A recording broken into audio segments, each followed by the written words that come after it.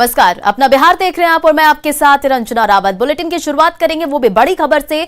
छपरा से बड़ी खबर आपको बता दें, 3 मजदूरों के दम घुटने से मौत हो गई है। शौचालय की टंकी से निकलने वाली जहरीली गैस से मौत हुई है। टंकी में घुसकर सेंटरिंग खोलने के दौरान ये हादसा हुआ।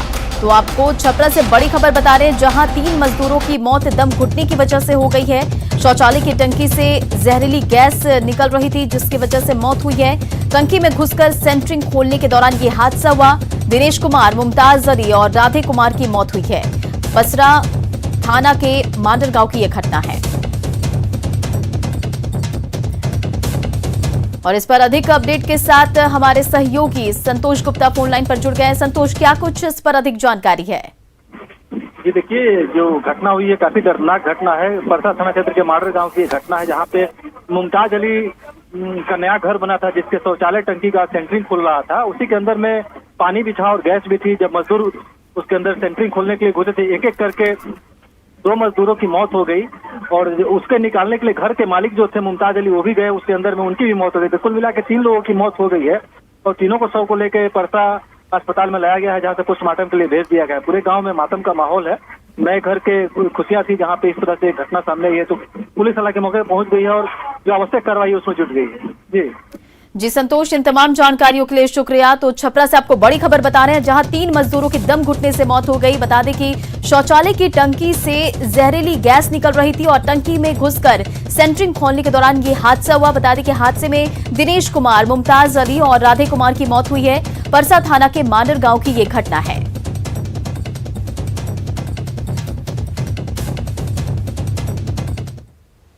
और बड़ी खबर वैशाली से है, जहां सदर अनुमंडल क्षेत्र के पूरनटान में बकरी चोरी के आरोप में 2 लोगों की जमकर पिटाई कर दी गई, जिसका वीडियो सोशल मीडिया पर वायरल हो रहा है। और बकरी चोरी के आरोप में ग्रामीणों ने दोनों लोगों को पेड़ से बांध रखा और कुछ लोग उसकी डंडों से जमकर पिटाई कर रहे हैं और बाकी लोग तमाशबीन बने रहे। हालांकि बाद में उसे छोड़ दिया गया। वहीं इस पूरी घटनाक्रम से पुलिस बेखबर है।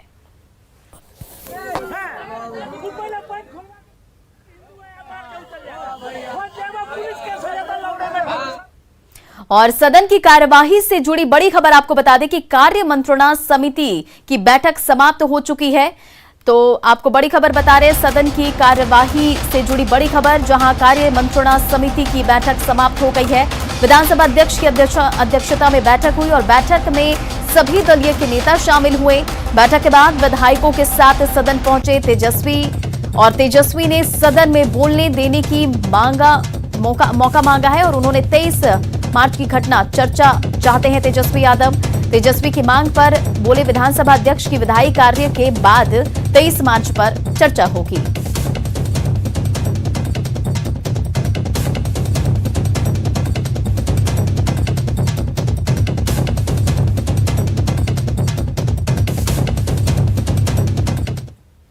जेडीयू विधायक संजीव कुमार ने जनसंख्या नियंत्रण को लेकर कहा है कि कानून पर बड़ा बयान दिया है। उन्होंने कहा कि इस कानून को सबसे पहले नेताओं पर लागू करना चाहिए। देखिए संवाददाता आनंद अमृतराज की रिपोर्ट।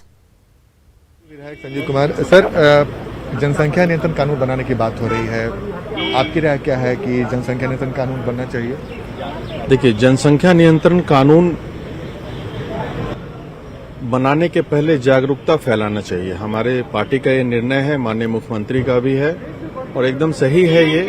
अगर आप जागरूक कर देंगे, उसके लिए आप महिलाओं को पढ़ाएंगे, जो कि हमारे बिहार में हो रहा है।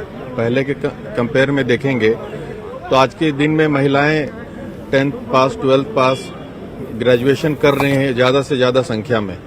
तो खुद ब खुद जनसंख्या नियंत्रण हो जाएगा। जागरूकता फैलाएं पहले, अगर वो असफल हो तो फिर इस पे सोचा जा सकता है। लेकिन ये तो अच्छी पहल है कि नेता पहल करेंगे तो फिर अच्छा मैसेज आएगा जनता में, और इसका मैं भी पक्षधर हूँ। जाहिर तौर पर जनसंख्या नियंत्रण को लेकर ये बड़ा बयान है। कैमरामैन सुबोध के साथ आनंद अमृतराज, न्यूज 18 नेटवर्क, पटना। उधर आरजेडी विधायक चेतन आनंद इस मसले पर गोलमोल जवाब देते नजर आए।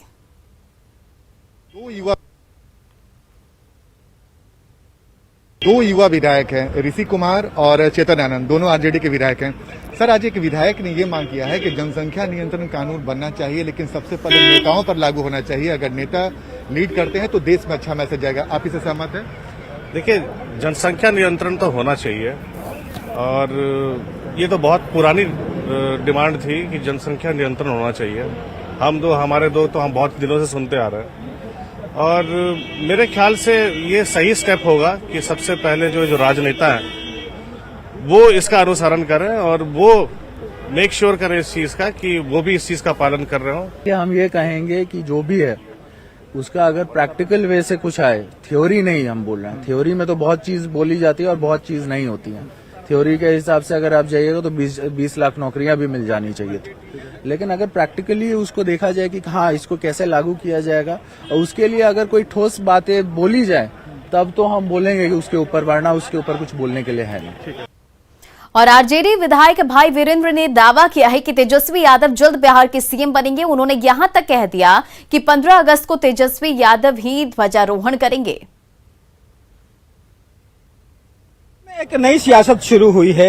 एक तरफ जीतन राम मांझी और मुकेश सहनी जहां पे नाराज दिख रहे हैं, उस बूते पे जो भाई वीरेंद्र है आरजेडी के, उन्होंने घोषणा कर दिया है कि 15 अगस्त को जो है वो तेजस्वी झंडा फहराएंगे मुख्यमंत्री की तरह। क्या देखते रहिए आगे, मैं घोषणा किया हूं जरूर, लेकिन आगे देखिए क्या होता है और आप देखेंगे। क्या 15 अगस्त को होगा? अरे जो बोला है वो होगा और आप देखेंगे। क्या बोला है? जो बोला है आप पूछे हैं वो बोला है। तो 15 अगस्त को तेजस्वी झंडा नया राज आएगा और नेता विरोधी दल उस दिन मुख्यमंत्री कहे जाएंगे और वो झंडा तोलन करेंगे। तो ये दावा है भाई वीरेंद्र का कि 15 अगस्त को तेजस्वी जो हैं वो मुख्यमंत्री के तौर पर झंडा फहराएंगे। कैमरा पर्सन सुबोध के साथ रवि एस नारायण, न्यूज 18 पटना। और सीधे चलते विधानसभा, जहां तेजस्वी यादव बोल रहे हैं। हम लोगों ने उस कानून का समर्थन और विधेयक का समर्थन नहीं किया था महोदय, लेकिन महोदय सदन के नेता आदरणीय मुख्यमंत्री जी, इतना बड़ा हादसा हो जाता है और एक शब्द नहीं बोलते विधायकों के पक्ष में। और क्या अधिकारी, कौन थे वो अधिकारी, कौन वो एमएलसी थे सफेद दाढ़ी वाले, सफेद बाल वाले, जो नालंदा मॉडल वाले अधिकारी के साथ सांठगांठ करके विधायकों को चुन चुन करके ले जाकर के बाहर पिटवाने का काम कर रहे थे। कुछ लोग कहिएगा कि आसन पे हम चले गए, तब हाउस नहीं चल रहा था। हम देख रहे थे महिलाओं को घसीट करके ले जाया जा रहा था, साड़ी खुल रहा था। हम जा करके देख रहे थे भाई क्या हमारी महिला विधायकों के साथ हो रहा है, वही झांक करके हम देख रहे थे। तो कुछ लोग आरोप लगा रहे हैं कि हम आसन पे चढ़ के गुंडागर्दी कर रहे थे। ये नहीं होना चाहिए। आज मान और सम्मान की बात है। लोकतंत्र के मंदिर को हम लोग नहीं बचाएंगे, डेमोक्रेसी को नहीं बचाएंगे, तानाशाही नहीं चलने वाली है। हिटलर का क्या हुआ, हिटलर शाही का अंजाम सब लोग जानते हैं। लेकिन ये बिहार लोकतंत्र की जननी है। हम लोगों को इसके लिए चाहे विपक्ष हो पक्ष हो, सभी माननीय सदस्यों को एकजुट होना पड़ेगा और उन अधिकारी को दंडित कराना पड़ेगा जिन्होंने माथा फुड़वाने का काम किया, उठा उठा करके फेंकने का काम किया। इसलिए हमको आसन से भरोसा है, आपने आचार कमेटी में भेजा है महोदय। लेकिन आप ये बताइए महोदय, जो 2 सिपाही सस्पेंड हुए, कोई सिपाही की हैसियत नहीं है महोदय कि वो विधायक को विधानसभा में गाली दे करके पीट सके। जरूर कोई ना कोई ऑर्डर आया होगा। अगर आपका ऑर्डर गया होगा महोदय कि विधायकों को बाहर ले जाइए ताकि सदन की व्यवस्था बनी रहे, लेकिन हम ये जानना चाहते, वो ठीक है आपने ऑर्डर दिया, ठीक है विधायकों को बाहर ले जाओ, लेकिन ये किसने ऑर्डर दिया कि विधायकों को गाली दो और जूते से मारो और बाहर ले जाके फेंको? ये किसने ऑर्डर दिया? इसका जवाब हम लोग चाहते हैं महोदय। बहुत लोग कानून और नियमावली का हवाला देते रहेंगे, लेकिन भैया जब मान सम्मान नहीं बचेगा तो किस बात का कानून, किस बात का नियमावली? अगर वैसा नियमावली है तो उस नियमावली को फेंकिए, नया नियमावली बनाइए जहां आपके मान और प्रतिष्ठा का सम्मान बचा रहे। इसलिए ज्यादा कुछ हम नहीं कहेंगे महोदय।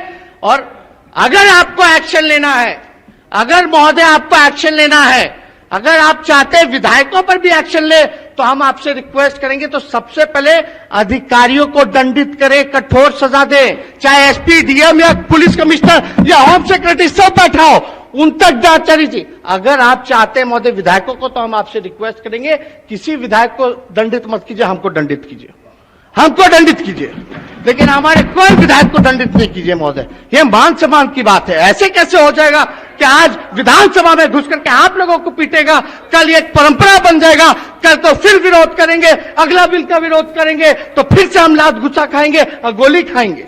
हम लोग संघर्ष करने वाले लोग हैं।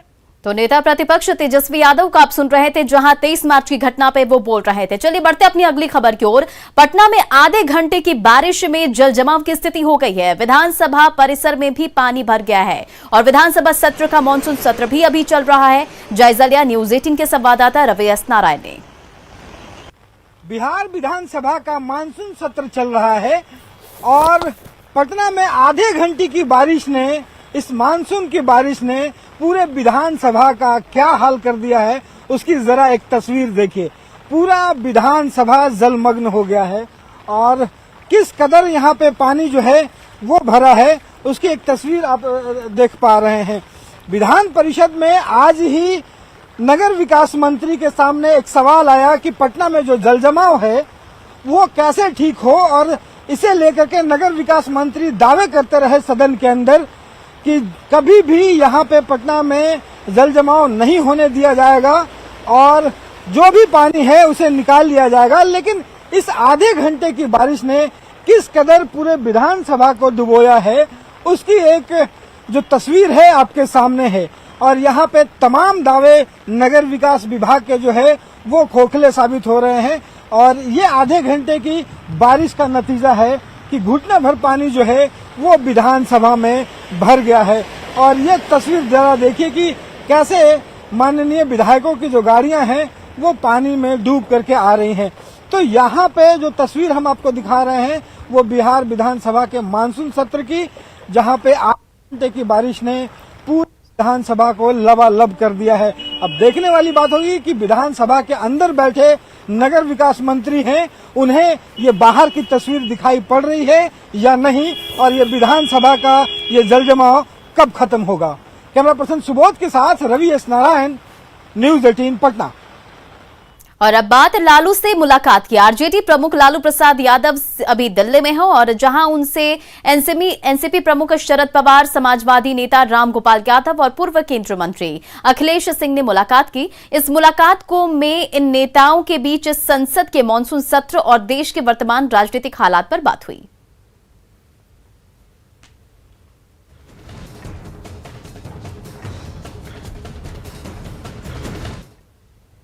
यूपी के बाराबंकी में हुए बस हादसे में सीतामढ़ी के रूनी सैदपुर प्रखंड के कोटिया, बिलाही, नीलकंठ, गुलरिया में 6 लोगों की मौत हुई और इलाके के करीब 8 लोग हादसे में घायल हुए। देखिए संवाददाता राकेश की रिपोर्ट।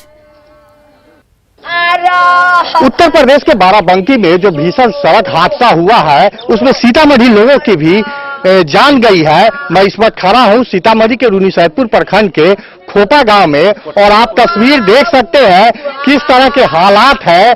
यह गांव काफी पिछड़ा हुआ है और यहाँ की एक बड़ी आबादी प्रदेश के महानगरों में रोजी रोटी की तलाश में जाती है और वहाँ लोग कमाकर यहाँ अपने परिवार का परवरिश करते हैं। और यही हालात है कि आज भीषण जो सड़क हादसा हुआ है कल देर रात को, उसके बाद इस गांव के कई लोगों की जान चली गई है और गांव में पूरी तरीके से कोलाहल मचा हुआ है। चीख पुकार से पूरे गांव का माहौल गमगीन है। सभी लोगों के चेहरे पर देख सकते हैं कि किस तरीके का गम का माहौल कायम है।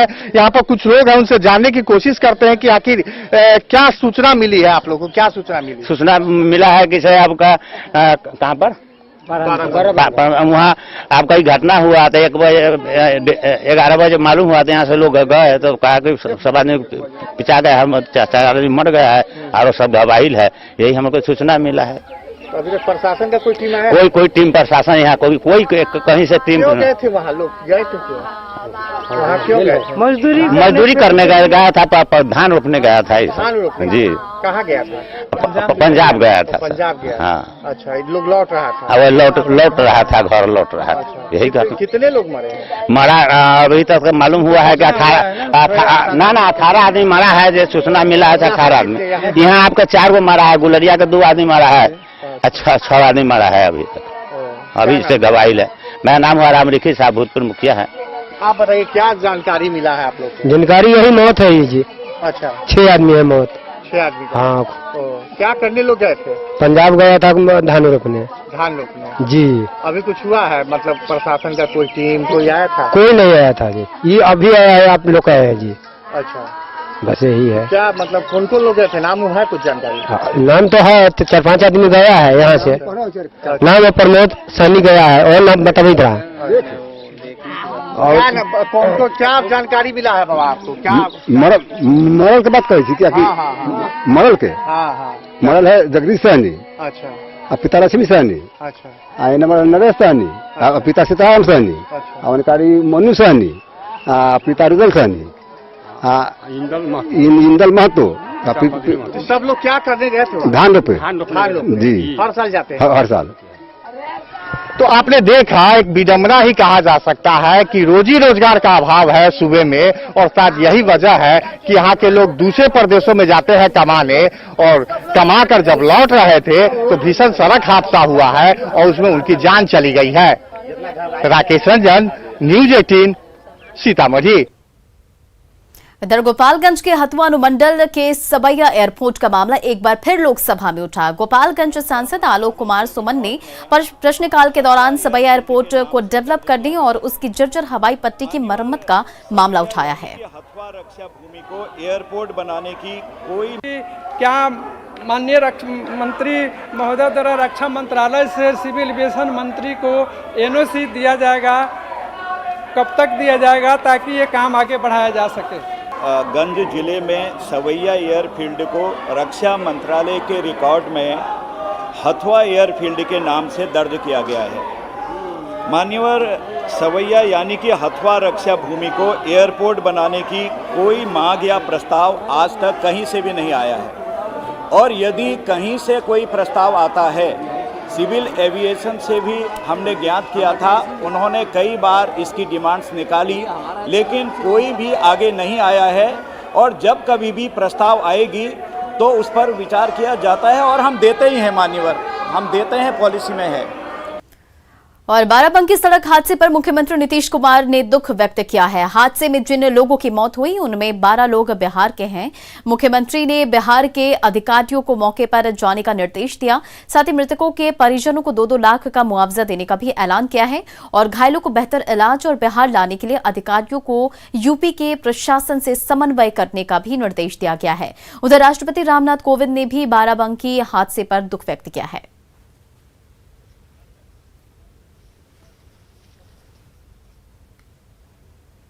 दरअसल बाराबंकी में बीती देर रात भीषण सड़क हादसा हुआ, जिसमें सड़क के किनारे खड़ी एक बस को एक ट्रेलर ने जोरदार टक्कर मार दिया। हादसे में बस पर सवार 18 यात्रियों की मौत हो गई, जबकि कई लोग गंभीर रूप से घायल हो गए। घायलों को ट्रॉमा सेंटर लखनऊ रेफर कर दिया गया। हादसा लखनऊ अयोध्या हाईवे पर कल्याणी नदी के पास के पुल के पास हुआ, और बस हरियाणा से बिहार आ रही थी। मृतकों में 12 लोग बिहार के हैं।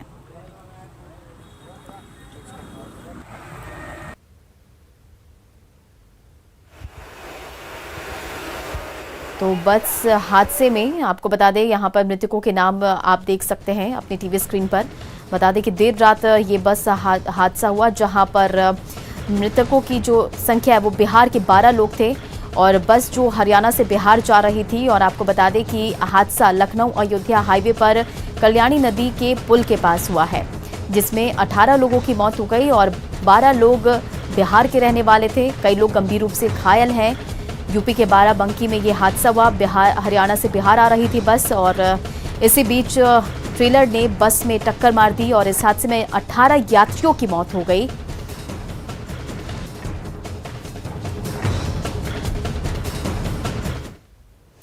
गया में प्यार के लिए एक युवक ने अपना धर्म बदल दिया। औरंगाबाद के मोहम्मद मिसबाह ने धर्म और प्यार में से प्यार को चुना। दरअसल मिसबाह एक हिंदू लड़की से प्यार करता है, और उसके मुस्लिम होने की वजह से शादी में परेशानी आ रही थी, लिहाजा उसने एसडीओ कोर्ट में अर्जी दी, और इस तरह वो धर्म परिवर्तन करके प्रिंस कुमार बन गया है। हालांकि मिसबाह ने हिंदू धर्म से लगाव होने की बात कही है। उसे उम्मीद है कि धर्म परिवर्तन के बाद लड़की के परिवार वाले मान जाएंगे। कुछ खास वजह नहीं, ऐसा कुछ कोई खास वैसा नहीं है। हमको हिंदू रिलीजन से लंबे टाइम से लगाव है, इस वजह से हम कास्ट चेंज किए हैं और कोई रीज़न नहीं है। शादी कार्रवाई पूरी हो रही है। हाँ जी। अब फैमिली को कैसे मना पाएंगे? फैमिली को मनाने के बाद जहाँ तक है तो हम घर में बता चुके हैं और कोई ज़्यादा इशू नहीं है इसको लेकर। गुजरात कैडर के वरिष्ठ आईपीएस अधिकारी राकेश अस्थाना ने आज दिल्ली पुलिस मुख्यालय पहुंचकर दिल्ली पुलिस कमिश्नर का कार्यभार संभाल लिया है। मंगलवार को केंद्रीय गृह मंत्रालय की ओर से राकेश अस्थाना को दिल्ली पुलिस का नया आयुक्त बनाने का ऐलान किया गया था। सीबीआई और बीएसएफ के महानिदेशक रहे राकेश की गिनती तेज तर्रार अधिकारियों में होती है। दिल्ली पुलिस हेडक्वार्टर में उन्हें गार्ड ऑफ ऑनर भी दिया गया। मैंने आज दिल्ली पुलिस कमिश्नर का चार्ज लिया है। पुलिस का बेसिक फंक्शन होता है maintenance of law and order, prevention and detection of crime. तो हमारा फोकस मोस्टली बेसिक पुलिसिंग पे रहेगा और मेरी जहां तक समझ है, अगर हम ये काम बखूबी करेंगे तो जनता को संतुष्टि रहेगी और लॉ एंड ऑर्डर मेंटेन रहेगा। बाकी जो स्पेशलाइज्ड प्रॉब्लम्स हैं उनको हम अकॉर्डिंगली एज पर दी एसओपी हैंडल करेंगे। और फिलहाल इस बुलेटिन में इतना ही। आगे देखिए जोहार झारखंड।